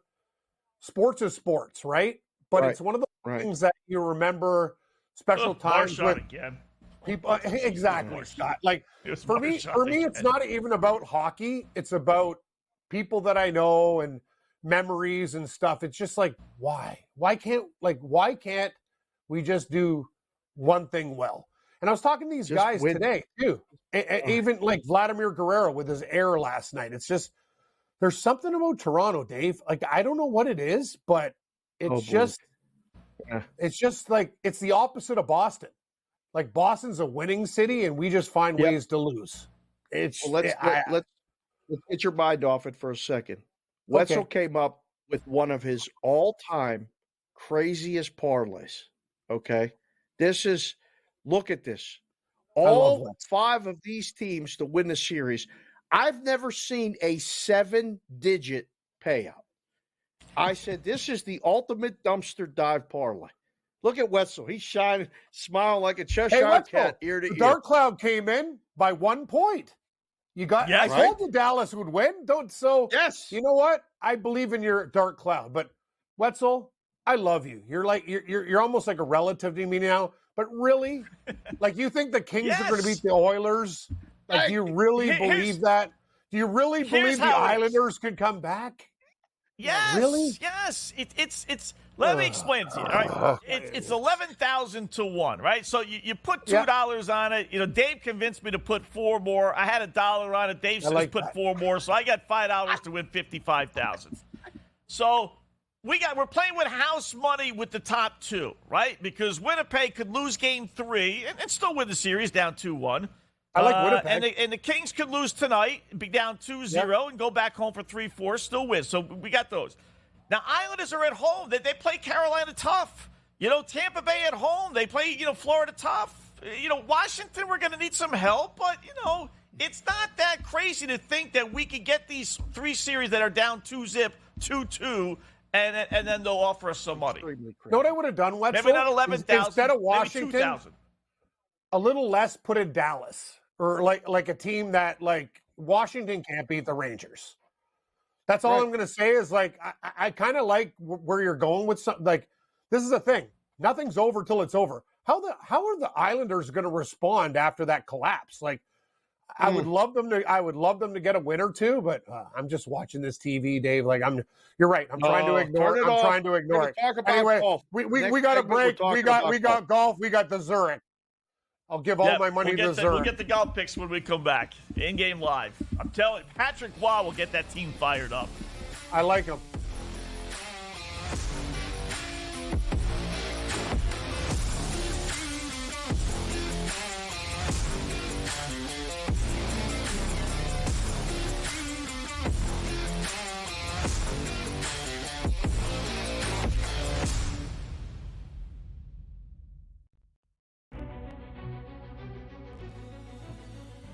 People that bashed him will be eating their words this year. Pretty heavily favored to be a first-round pick, minus 400 earlier this week.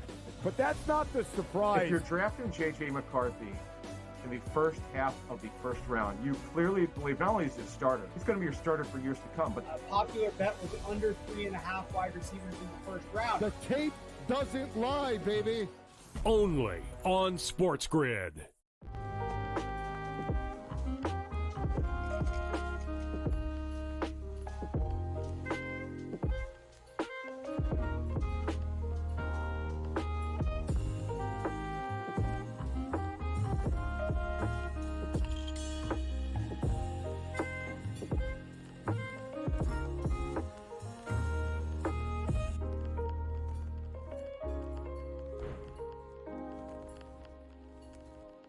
The Bostonian versus the book. You're not going to get the Tiger Woods size audience. Because do you know where they went? They went to Caitlin Clark. That's where those people went. What? Those people are now going to the WNBA. Yeah. The fan that only watches what's hot, the fan, the casual who doesn't really like sports but likes to be involved in the in thing, they're watching cooler discussion. They're watching Caitlin Clark. The Bostonian versus the book. I mean, they're still the best. They're still the champs. Everyone wants to crown the Celtics the champions, but that's not the way it works. They got to beat them. And, they got to get through the East, which isn't going to be fun to begin with. Everyone thinks it's so automatic. If it's just Boris is kind of losing his power, if whatever his tactics have been, move on. Pharrell Coast to Coast. Only on SportsGrid.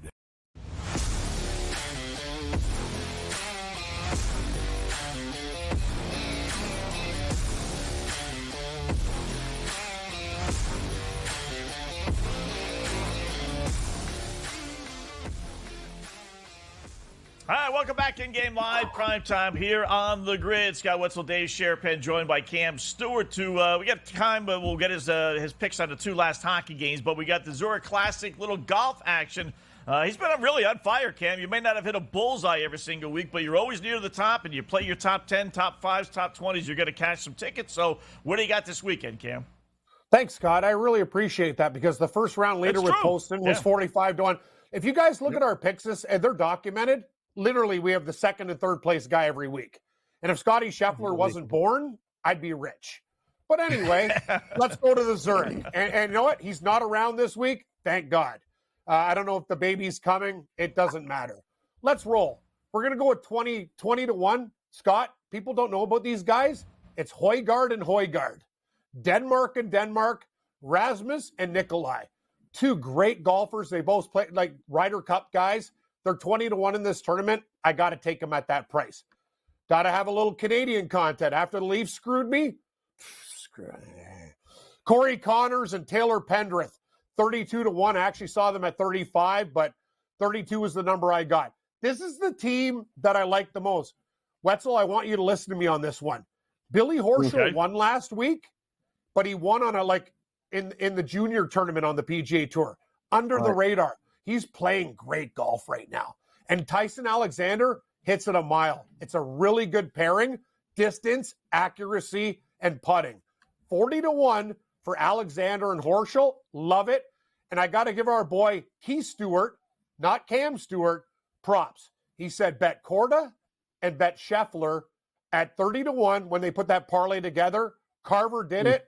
I wasn't on the show that day. So, you know what? I really wish I listened to him. But he likes Bo Hostler and Sam Ryder, and I did a little bit of research. Very good team. Hostler hits it a mile. Sam Ryder's a very good iron player, and he's a better putter. So at 55 to 1, this looks good. I'm going to tell you guys, anybody can win this tournament. That's why I'm not taking like Schauffele and Cantlay are plus 350 to win the tournament. Whatever. I'll take them plus 120 for a top 5 finish. I don't know what's going to happen, but I got to tell you, these guys are just so like Goldman Sachs and stuff. You know what, Cantlay? Right. Here's the deal, bro. Pick it up. I'm so sick and tired of watching you on Sunday, like just lagging around and hurting guys that I need. They're like, this guy's so slow. This team I like to win, Dave, but they're only 10 to 1. Zalatoris and Tagala are a wicked team. Wicked team. And I'm going to tell you, I'll play them top 5 as well, but plus 110 for a top 10. Here's the deal. Zalatoris is one of the best golfers on the planet right now. Tagala is on fire. They're a perfect team because they do everything well. They smash it. And Tagala, he's a good putter. And since Zalatoris with the long putter, he's good. 10 to 1's kind of meh in a weird competition like this. But I'm going to tell you, for a top 5 and top 10 finish, you get plus 110 for a top 10. You get over 2 to 1 for a top 5. That's the way I'm doing it. And I pray they don't have the lead at the start. We might get better than 10 to 1. And I'm going to tell you guys, we're going to smash it. This Zurich tournament's very, very interesting. We've had weird teams win before. Guys at 60 to 1, 80 to 1. I'm not going that deep this year, but I'm going to tell you, anything can happen in this tournament. Why the hell am I going to bet Rory McIlroy and Lowry at 6 to 1? Don't do it. I told Carver even. I know Carver, he's Irish, and we talk about it, and hey, look, I can't bet Rory at that price. Lowry's good, but this is a thing. It's like friends playing with friends type of tournament. I can't. Like, Dave, I'm going to tell you, those guys, the leading team should be starting at 10 to 1. That's the whole thing. Alternate shot, best ball, whatever. Rory can't. They're going to put up a big number too. Listen, go get a line change. Go water up. You got a long shift ahead of you with Morency. Thanks for joining us. Sorry about the Maple Leafs. Go get it done. Dave, I feel like drinking a bottle of something very, very strong. No, honestly, it's the same stuff every year, Dave. I love you, Dave. You're so friendly to me, and I know you work with Peralt, and he's going to be all cocky to Bruins. Yeah. Any Wetzel, I like Do your yourself dark a favor. play. Put that bet in for 11,000 to 1, and we'll talk about it next week when we're alive and well, Cam. Be good, my friend. I love you, Scott. I hope you hit everything. Later, guys. We'll talk to you later. Cam Stewart in the game at the top of the hour. Oh, man. God. All right. Final bet. Anything tonight? Let's go Dallas and let's go Edmonton. Edmonton. And Edmonton. Yeah. See you later.